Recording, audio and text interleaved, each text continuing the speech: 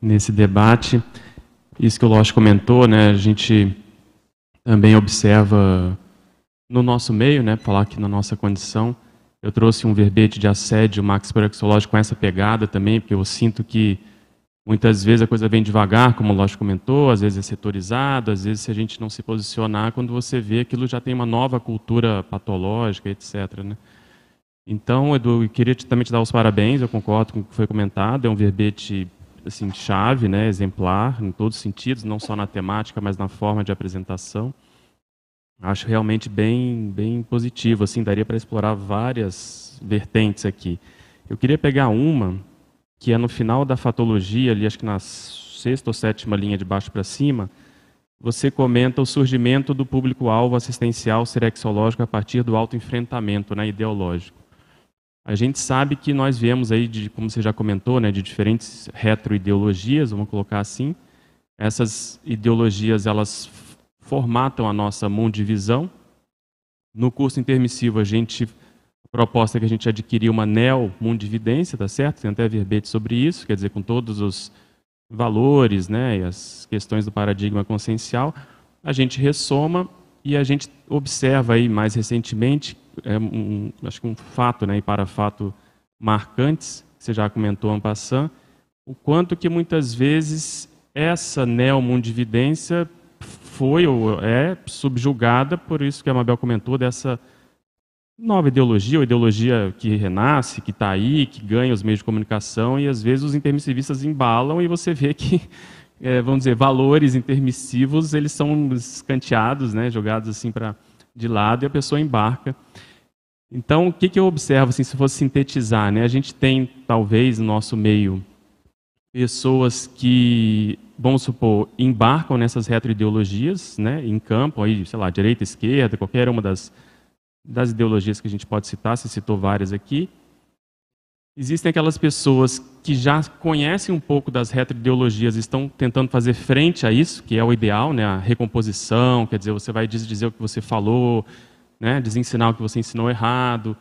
E você tem no meio, muitas vezes, vai um pouco ao encontro do que o Losch comentou, uma certa omissão, até por ignorância ou comodismo, da pessoa que às vezes até sabe de onde veio, mas ela não quer muito meter a mão naquela cumbuca. Então, por isso que tem a ver com o público-alvo, né? A gente estava no fórum de personalidade consecutiva, a gente debateu muito isso lá. Porque às vezes a pessoa fala, mas isso não me incomoda mais, a arte não me incomoda, a religião não me incomoda, então, né, para que eu vou falar contra isso?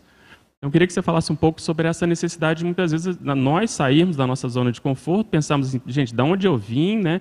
O que eu ajudei a criar em termos de retroideologias ectópicas e o que eu estou fazendo aqui, porque senão a conscienciologia fica um pouco também assim, light, água com açúcar, né? A pessoa vem, ela entende, fica aí, fala de assuntos magníficos, magnânimos assim, mas não vem fazer o dever de casa, que é muitas vezes enfrentar, fazer contraponto, né? Fazer essa condição. Então eu vejo esses dois extremos, quer dizer, tem talvez dentro do nosso público, um percentual que já sabe aonde que tem que, né, atuar em termos pré-exológicos, outros que estão ainda embarcando em furadas do passado, e no meio tem, né, o povo que às vezes ainda não acordou para se posicionar, né, nessa condição.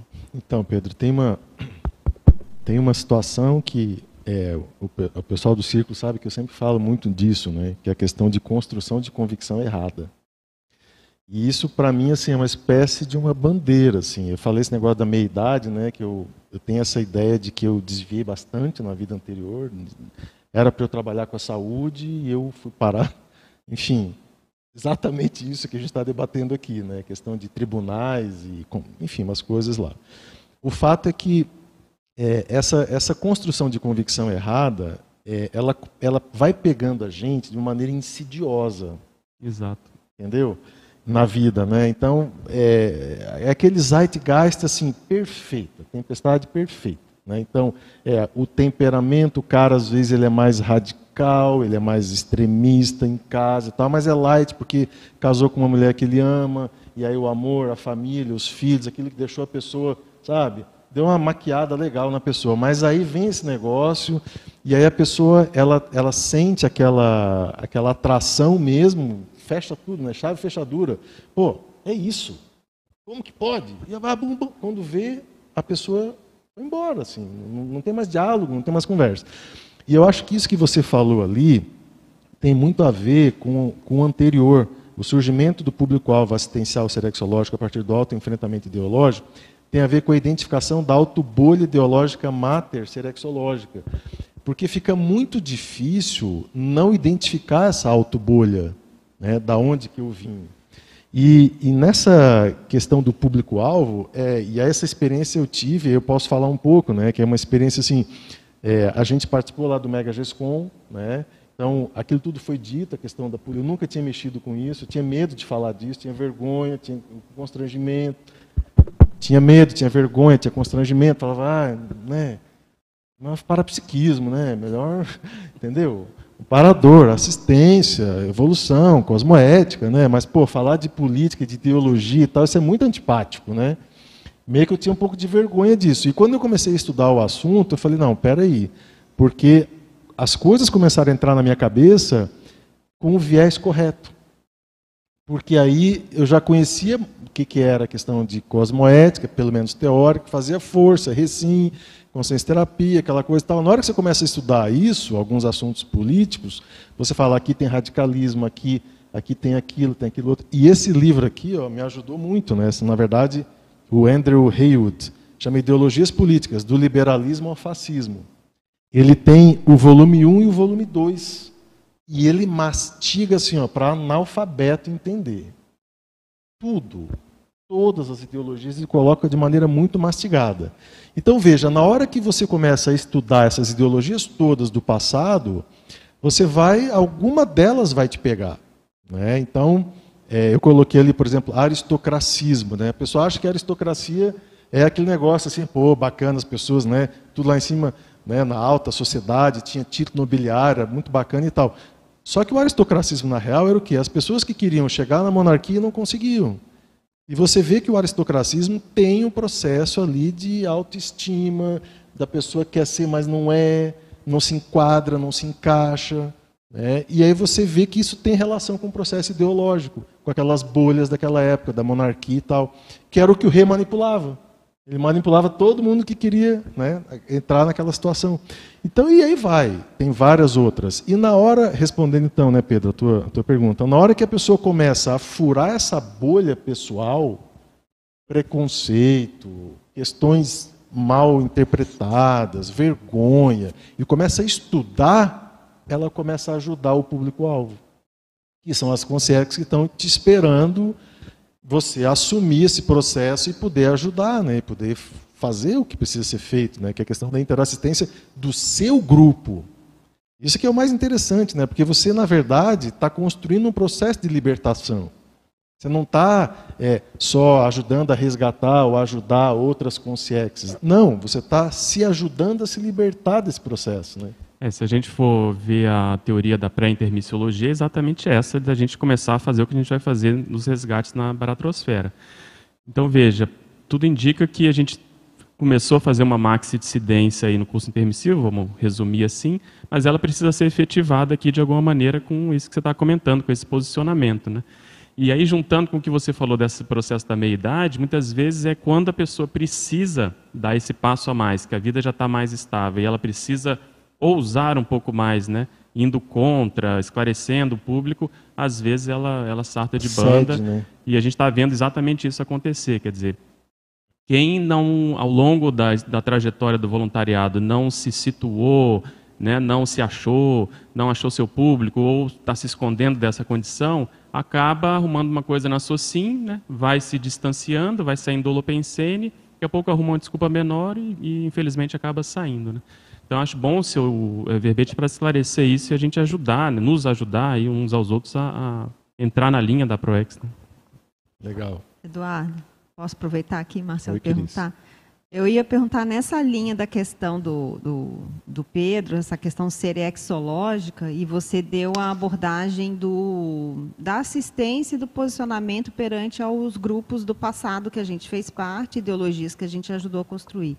Né, e que hoje a gente, com curso intermissivo, já não, né, pode se liberar dessas muletas que a gente arrumou no passado, né, para poder chegar até aqui. Mas tem um outro aspecto também dessa questão que eu queria te ouvir, Eduardo, é assim, ó, em relação à escala evolutiva, a questão da autocognição, do autoconhecimento, um processo de evolução. Você acha que a pessoa ela consegue galgar na escala evolutiva se ela não fizer esse movimento de autocrítica e de heterocrítica a essas ideologias? Eu acho que fica bem difícil, Cris, né? Pelo seguinte, porque na hora que a gente é desafiado a fazer uma confrontação extrafísica ou um posicionamento né, numa reunião, num grupo, e você precisa falar aquilo, mas aí entra aquilo que o Losch falou, quem está contra é um amigo seu, uma pessoa que você gosta, né? Poxa, você tomou café com ela ontem ali, bateu um papo legal, e aí você vai ter que se posicionar contra.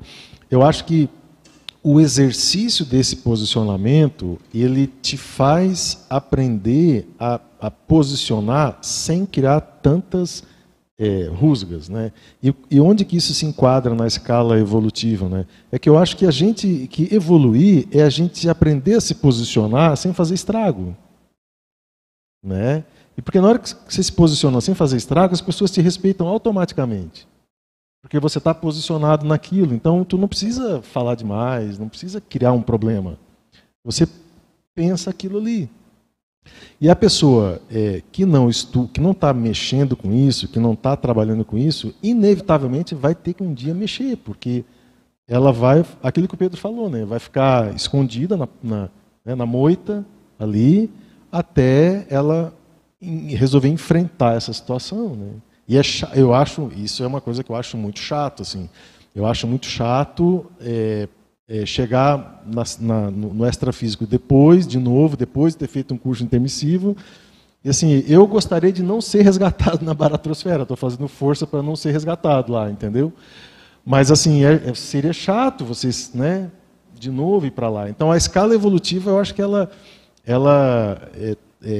demanda a questão do posicionamento ideológico inevitável, porque em qualquer área da vida você vai ter um padrão ideológico, qualquer área da vida, na academia, no hospital, na medicina, né, na educação, na pedagogia, né? Então eu acho que é legal, né? Até mesmo você chegar num trabalho novo, você não deixar furo, né? Porque você pode ser queimado de cara já.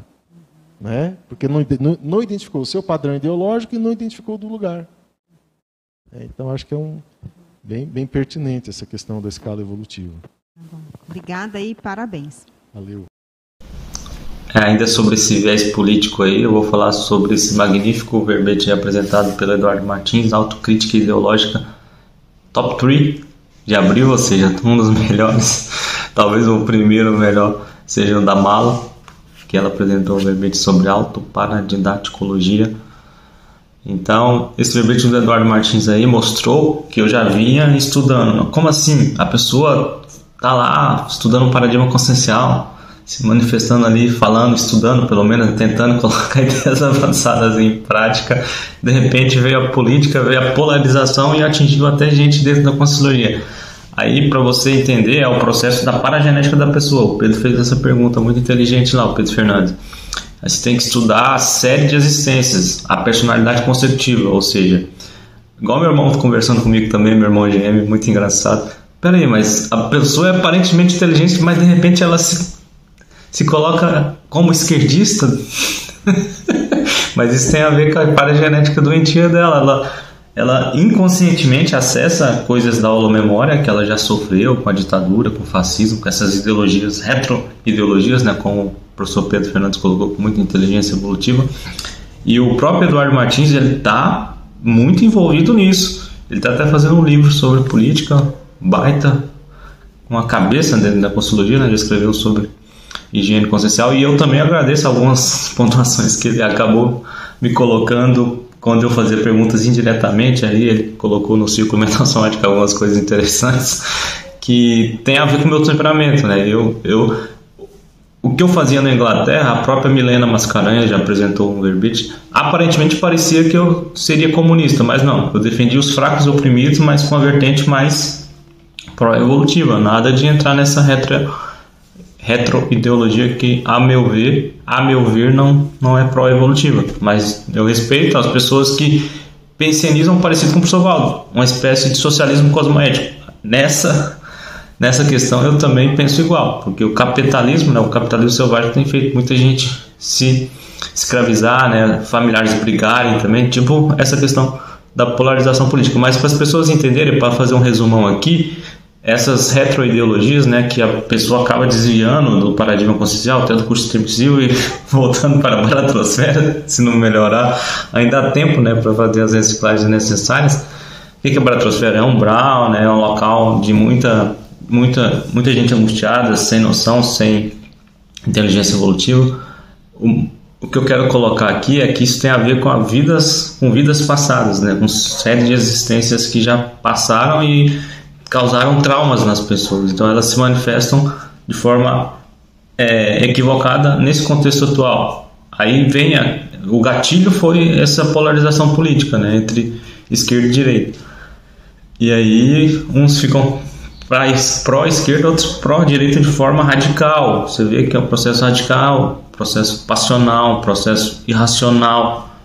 Você vê claramente a consciência se manifestando seriexologicamente, digamos assim. Ou seja, você com seu olhar seriexológico, você vendo que aquela consciência não é só essa vida, já fez muita coisa em vidas passadas, e essa situação que ocorreu no Brasil, né, de polarização, atingiu até gente dentro da Conscienciologia que não fez as reciclagens necessárias. Então eu fiquei mais impressionado ainda, bato palma, né, para o colegiado da Conscienciologia, que colocou um cidadão bem, digamos assim, bem fanático para um dos candidatos aí dessa eleição passada, e eles debateram de igual para igual com ele lá. Mas na minha opinião esse cidadão até é uma consciência organizada infiltrada dentro da Conscienciologia, né, que apresenta verbete de vez em quando, porque pelo padrão dele dá para perceber que ele não é um intermissivista que foi lá e cursou o curso intermissivo. Eu já consigo identificar esses padrões aí de pessoas que fizeram realmente o curso intermissivo, outras que são intermissivistas, mas estudam a Conscienciologia hoje em dia, e outras que não são consciências organizadas e também que podem estudar a Conscienciologia para saírem dessa vida como uma consciência mais evoluída. E no final ali a própria Cris Ferrara, que é a dupla do Pedro Fernandes, fez uma pergunta mais inteligente ainda para o Eduardo Martins: como que é possível, né, as pessoas ascender na escala evolutiva da consciência sendo fanático para político A e B? Isso é impossível. Então vamos se atentar aí, e eu vejo pessoas que estão ligadas à Conscienciologia ainda com um processo ainda muito obnubilado, né, tanto com o candidato A quanto com o candidato B. Isso vai deixar essa consciência estagnada na escala evolutiva das consciências, porque o processo é ter uma autocrítica ideológica evolutiva. Isso não é fácil fazer, está muito mais explícito para todos verem, né, como as pessoas estão se autoassediando e heteroassediando aí umas às outras, né? Um processo aí de fanatismo político tem atingido até gente ligada à Conscienciologia, ou seja, pessoas voluntárias, né? E depois, quando fica isso mais claro, a pessoa vai se afastando, vai inventando desculpa, e aí acaba caindo fora até do paradigma consciencial por uma questão, por um traço da personalidade dela que tem a ver com vidas passadas. Então fica aí a dica para as pessoas se atentarem, ficarem mais evoluídas e não caírem mais nesse buraco, né? Para ficarem mais reflexivas sobre essa questão política, que lá atrás eu acessei esse bolsão, acessei algumas coisas extrafísicas, e o meu amparador falou que para entrar nisso só de desperto para cima, para não se autoassediar. Então a pessoa realmente que não está desperta, o melhor é ela estudar o porquê daquela manifestação fanática dela, e vai entender mais a questão temperamental, a questão serexológica, né, de suas vidas passadas. Então o próprio Eduardo fez um baita verbete, espero que ele escreva um livro melhor ainda. A tendência é essa, sobre essa questão aí de ideologias políticas, né? E a pessoa ter autocrítica ideológica para não se autoassediar e cometer o mesmo erro do passado, né? A automimese dispensável. Muita gente, nessa vida atual mesmo, por não entender nada de paradigma consciencial, acaba cometendo automimeses dispensáveis, ou seja, repetições de vidas passadas que ela já vem fazendo há muito tempo, devido ao temperamento, que é a última coisa a mudar, por falta de inteligência evolutiva. Então, desenvolva a sua inteligência evolutiva, ou seja, tendo a autocrítica ideológica.